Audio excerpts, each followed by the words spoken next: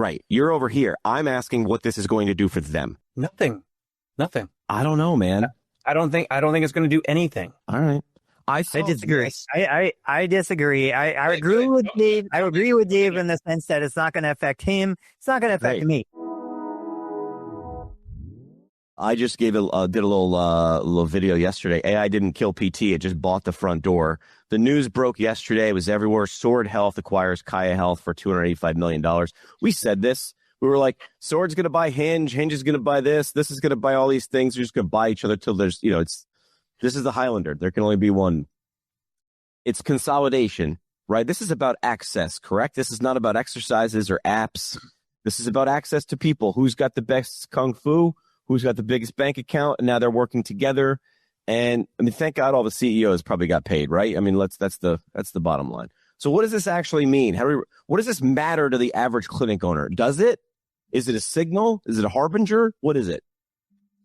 You seem more excited than anybody about this. I didn't think anything of it. I saw the headline. I was like, okay.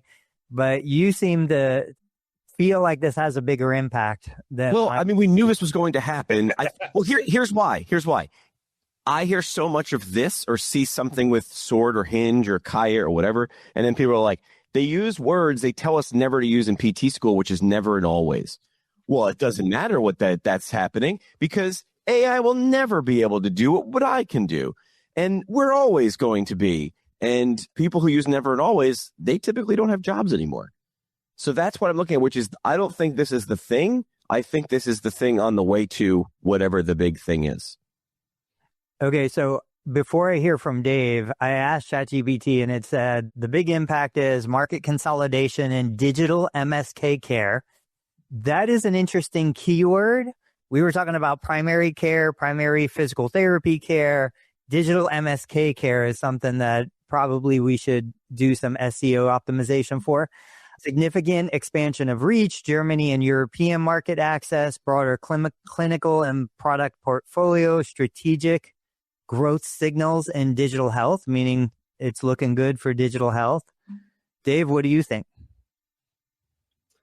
I used to be more interested in the tech spaces, obviously, and I don't know. I don't think it's a big deal. They're like Jimmy said, you're just capturing more accounts, and then they can try to cross-sell either the consumers and or the decision makers of those consumers, so the employee-funded plans or whoever is offering Hinge Health. So if I'm sorry, this was Sword who made the deal. It was Sword that acquired Kaia, whatever. Hinge, Sword, whatever. They're just buying more users that they can kind of try to cross-pollinate with their core product, and then they'll try to put it in front of the users. They'll try to put it in front of the other decision makers at the other companies where Kaia Health was already ingrained in the companies using it. I'm sorry. What did Dan Batme say? Dan, thank you for commenting live and being here. Dan's saying it's about investors in debt. Same reason why Hinge Health went public. It's about money. Sure. Right? I mean, you only have so long if you've got whatever you've got, right? And then if you know you're not going to be around 2 years from now, this is me making, my best estimate, and someone offers you something and you're saying, well, it's the best offer we're going to get in the next 3 years. And if we keep going, we might be here in 3 years. You take the deal. You sell what you have while it still has value. That's my estimate. And I am by no means a big picture thinker like Dan and other people. That's not my thing. But I'm trying to understand it because I want to know what's happening for a clinic. Because here's what I see. I looked at, I don't know where the hell my phone is, which is for the first time ever. It's not more. I don't think this affects brick and mortar or mobile or concierge clinics at all. Literally. I don't think that's my question. I don't think it'll ever affect. How will it affect us?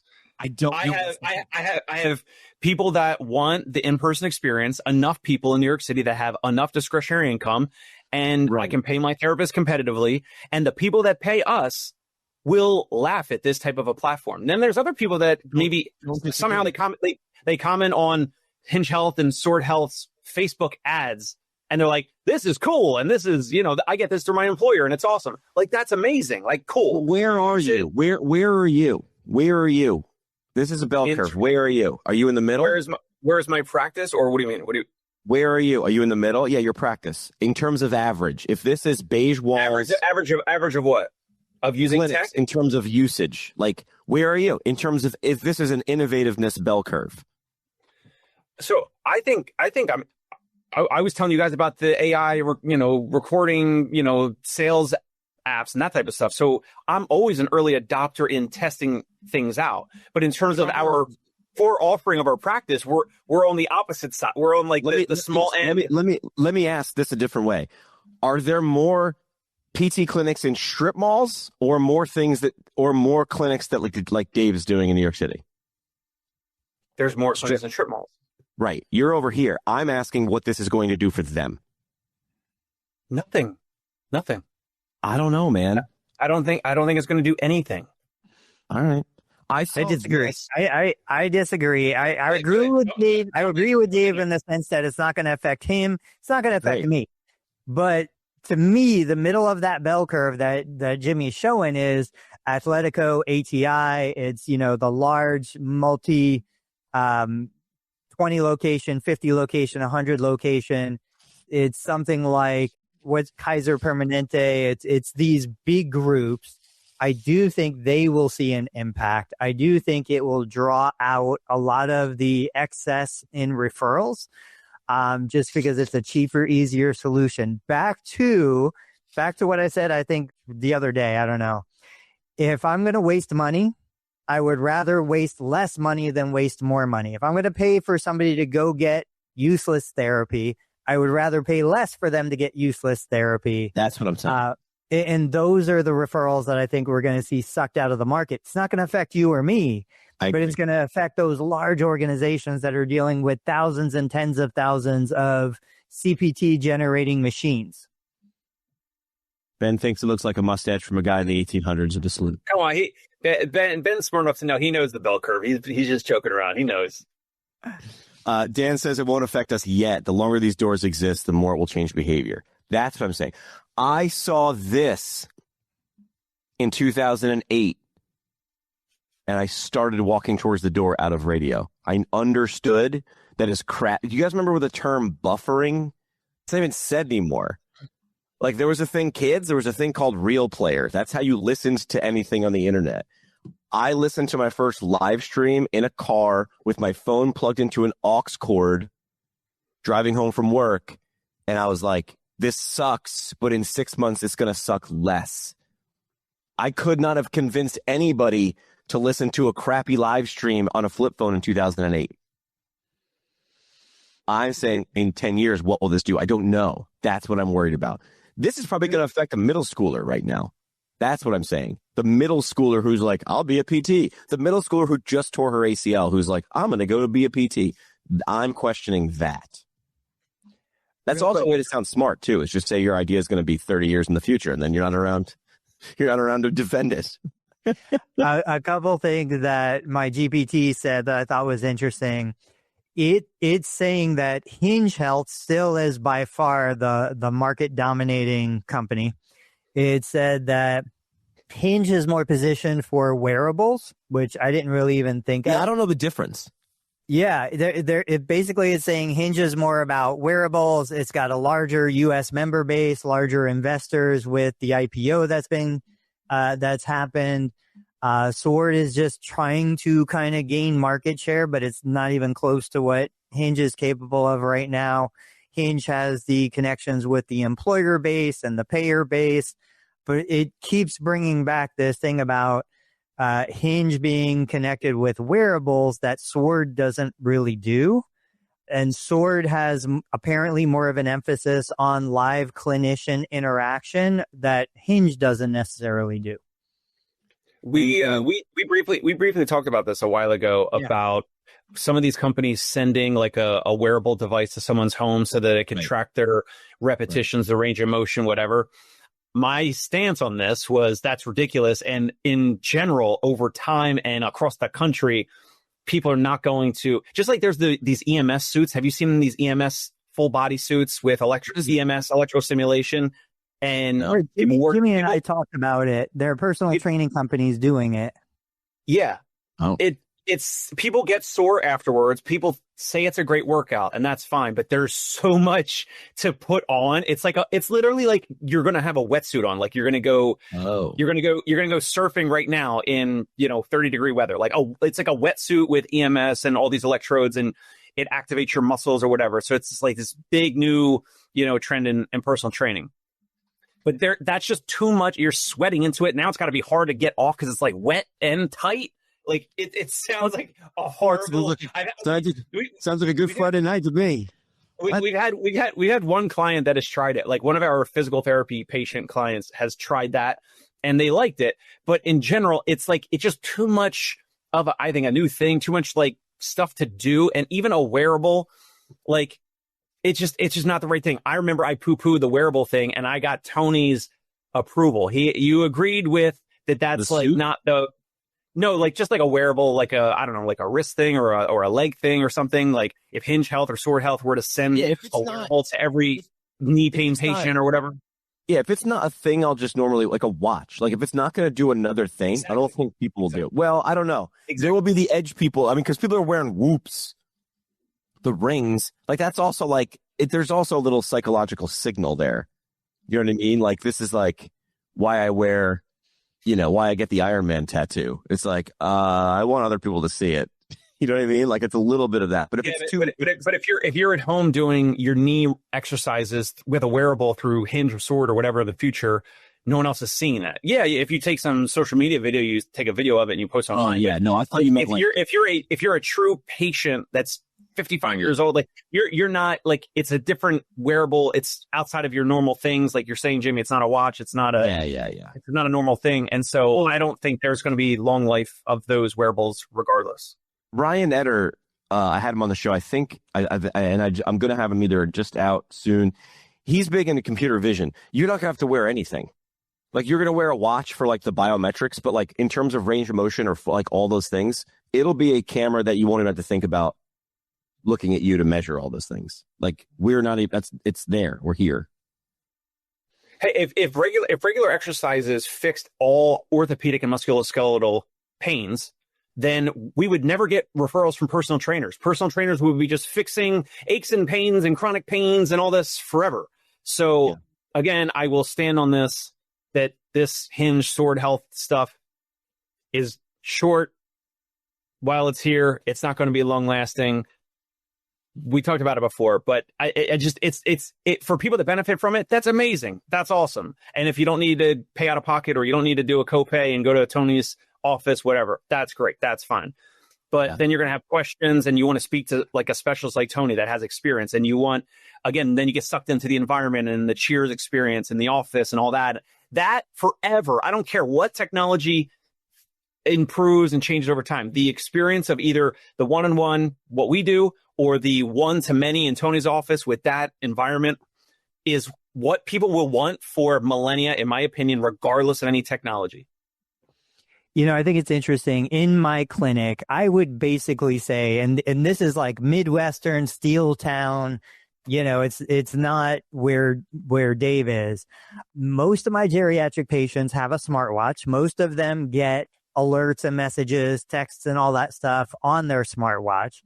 I was just looking at some numbers. So Apple, obviously the biggest smartwatch distributor, 281 million units sold as of 2024. However, Apple Watch shipments declined 19% year over year in 2024.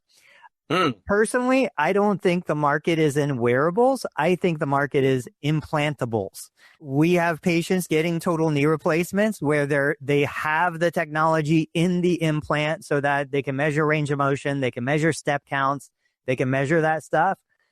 We have patients with the Watchman implant, pacemakers, like smart devices that are in your body. I really this is now getting to the point where it's not like you forget to put your smartwatch on. I never wear a watch. I hate watches. I don't wear jewelry. I don't have a necklace. I wear my ring. That's about it. But putting it in your body, I think that's where this is going to go.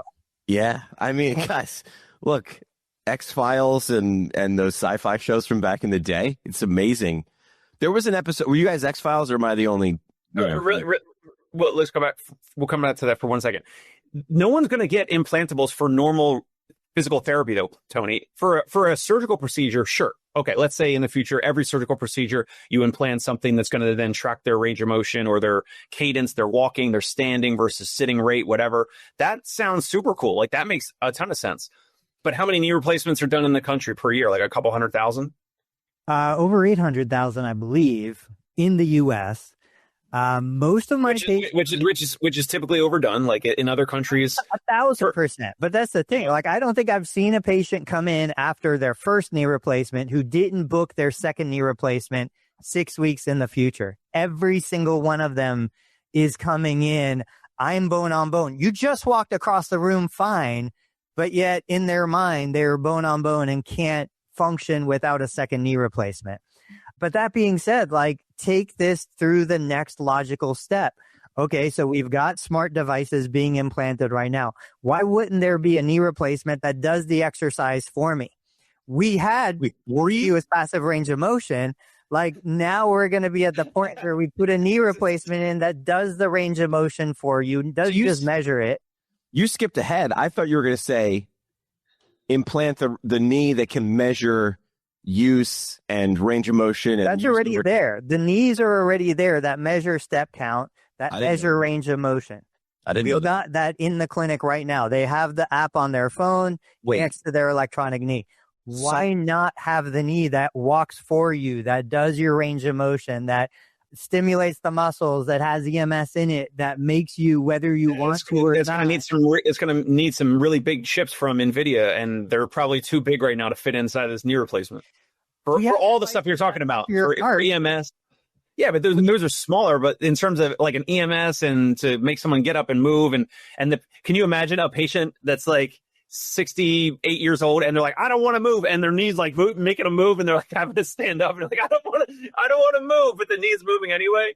What are you going in for surgery? They got to replace my my knee replacement. They got to update my iOS on my knee replacement, and that's, they got to do that's a hard replace. They got to plug. They actually got to plug in.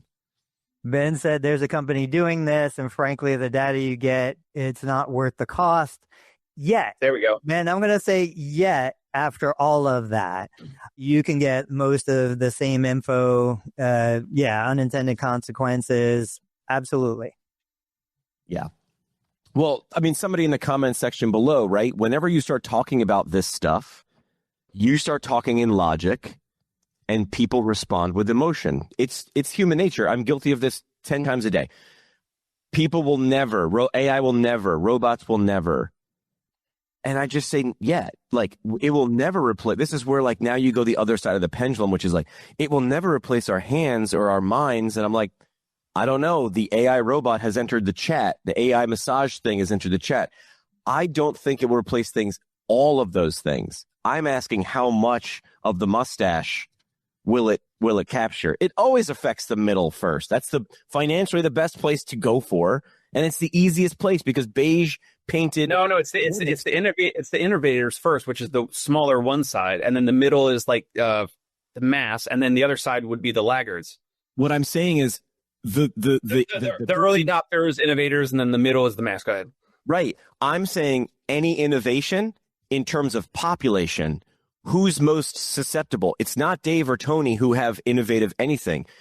Who's most susceptible to innovation?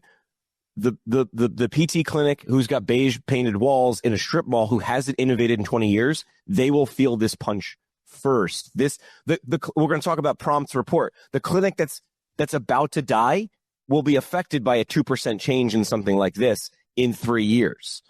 You guys won't. You guys will. It's not even a speed bump. This is a gnat on your windshield. This could cripple the ones that are already circling the drain. They're the most susceptible. The ones that either have. Yeah, it could be the ones that have slim profit margins and or lower perceived value from their average patient or client. That's what I'm saying. But what I was saying a second ago is like people will say like, well, it'll never be able to do this. It'll never be able to do that. And I understand that, except all it takes is 2% of anything. And that the ramifications, that maths. Why are we looking at, what is that, Wally? I mean, for decades, I assumed the future of humanity was this. But for the first time ever, I'm realizing like we've got the weight loss drugs, we've got the technology to force people to exercise whether they want to or not. We've got implantables, not just wearables. I really think we could be at a tipping point here where whether somebody wants to, I was just listening to an interview where they talked about removing memories from your head. So if you wanted to take a memory out, they could find it, they could zap it, and it's gone. Eternal Sunshine. That's a movie. It's a scary time. It's a scary time. I'm not denying it. That could fix some mental health. There might be some good, use cases. That's there. a movie. That's what I was going to say 10 minutes ago. There's an X-Files episode. The entire episode is shot in a sushi restaurant with Dana Scully and Fox Mulder. No humans are involved. You order with an app. It's a sushi, right? You order with an app, and then there's machines in the back, and there's a problem, of course, with Mulder's order, and then it even keyed on the tipping. How much do you want to tip? And Mulder was like, no tip, and the app was giving him crap. All that was ridiculous 10 years ago when that thing came out. It's not ridiculous anymore. Do you guys have this? The shopping cart at my supermarket. Yes. Right now, I'm not even that edgy. I'm not in a big city, right? I'm an hour from New York. Dave, have you seen this? No. Shopping cart. I log in with my Price Plus number, and then as I put things into the cart, I just swing it by the scanner and boop in there. And when I check out, it already knows what's in the cart. Here's the kicker: if I put something in the cart and didn't scan it, it's like, we have a camera, we watched something go in that didn't scan, there's an error, we're going to have an associate come over and check that. We're there. This is in upstate New York. This is not the edge. Guys, are we going to be beaming people up? I mean, everything in Star Trek has happened. That was Nextel, right? Laser beams. We've got those things. Like, it's just time. It's time. So to Ben's point, yes, meat sacks. We've used that terminology before. I just want to be a muscly meat sack. I want muscle, not fat. I love the one line in The Matrix, though, when they're like zinging each other and called them Copper Top. And I think that went over my head the first 86 times I watched it. And then I was like, oh, it's a battery. That's an Energizer battery, Copper Top. Oh, Duracell. Yeah, I don't imagine. I mean, this has probably been one of my biggest friction points. So Ben says even setting up your phone for computer vision can be a friction point. I agree. Like thinking that somebody is going to set up a phone and record them doing videos and the AI is going to analyze your hip hinge and is it proper? I think that's a total waste of time. Wait. I don't see any reasonable person doing that. Oh, no. The first people will be not reasonable. These are the people who already own tonals in their house. I was talking with someone who, I love her, but was like, I think people should wouldn't it be great? You'd save a lot of money, just buy a tonal. And I'm like, what does a tonal cost? And I can't remember what it costs, but I remember thinking, thousands. Are you insane? What does it cost? I mean, at least hundreds, if not 1,000. No, it's thousands. Tonals look like 3,000 to 5,000. This person had money, and they were like, just buy tonals. If everybody got a tonal, and then a PT could zoom in, and I'm like, lady, you are so far away from reality. We don't have tonal money than the couch cushion. But as that goes on, that's going to get cheaper. So I think the people who have that wouldn't that be a great model? Right? Instead of just doing telehealth with a phone, you zoom in on a tonal and you're staring at them and you can, okay, do this exercise, boop. And then just like the Matrix, do you know how to fly a helicopter? Now I do. Okay, do this exercise. And the tonal changes to the thing and gives the proper resistance. That's the merging that I'm waiting for. We're not there yet because tonals cost $10,000. So Jimmy, you had two other topics. Let's get to topic number 2. Yeah, we have to get to topic number 2, but we also have to talk about another sponsor. This one could be a thing. This one's already a thing. I would do this one. Students love it. Clinicians love it. The Clipboard of Authority. This segment is sponsored by the Clipboard of Authority. The heavier the clipboard, the more correct you are. Perfect for nodding silently, pretending to observe movement, and ending conversations without speaking. Just look at your clipboard. Now featuring extra weight for difficult patients and premium leather grip that says, look, I've been doing this for a while. The clipboard of authority. You don't need answers. You just need something to hold on to. That's all you do. All right. So very low tech, very low tech, but like it carries a little cachet in it, you know. I don't want to brag. I was a VIP. Did you guys get this? I don't know. I'm a VIP. I got something very exclusive. Probably only 50 people in the country got this. I'm only kidding. I'm on the prompt mailing list or whatever. I got this in my inbox, and I was like, "Ooh, what's this?" WebPT's done this for years. It's a State of the Union. Because if you're an EMR company and you have access to hundreds or thousands of clinics, why wouldn't you ask all of them for a survey and tell them, we're going to put all your answers with other people's answers and we're going to get answers. So Prompt Health 2026 Rehab Therapy Report. I got to be honest. I just started calling it the State of the Union because Rehab Therapy Report just didn't have any pop for me. 8 in 10 clinics are growing year over year. 70% of clinicians are thinking about leaving. I don't understand that. 8 in 10 clinics are growing year over year. 70% of clinicians are thinking about leaving that clinic. Burnout highest in clinics with disconnected manual systems. Younger PTs less than 30 are most burned out. I'm just throwing out statistics. What are these things? Do the data ever shock you guys from these things, or just like, yeah, we knew that? Before we talk about the data, before we talk about the topic, for the folks at home watching on YouTube, Jimmy wore a tie to make this video on PT Pinecast. And I just want to reflect on the power of Jimmy's diverse attire. Sometimes it might be a hoodie. Sometimes it might be a beanie. Some days he's got the hair done. Some days he's shaved. Some days he's not. Some days he's got a tie on with a white button up. I couldn't believe it. And I was never sure like who would wear a tie on a podcast first. I mean, you know, I'm close enough some days, but I thought, would it be Jimmy? Would it be Tony? No, definitely Jimmy.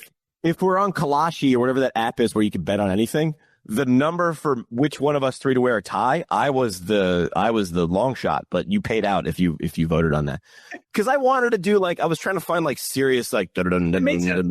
I totally get it. It made sense. News, cool. Music, or whatever. So when you guys look at these things, you know what? Do you look at these things? If you do, does it surprise any of you? Or are you like, yeah, okay, I figured that? Or is it ever there's one statistic in there that goes, didn't think of that?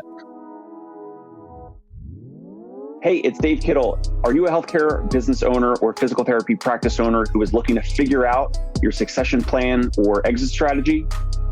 We might be able to help. And in fact, we may be interested in acquiring your practice. If you're interested, you can reach out to me. Shoot me an email at dave@conciergepainrelief.com. That's DAVE at CONCIERGE painrelief.com. Or you can call me at any time, 646-781-8884.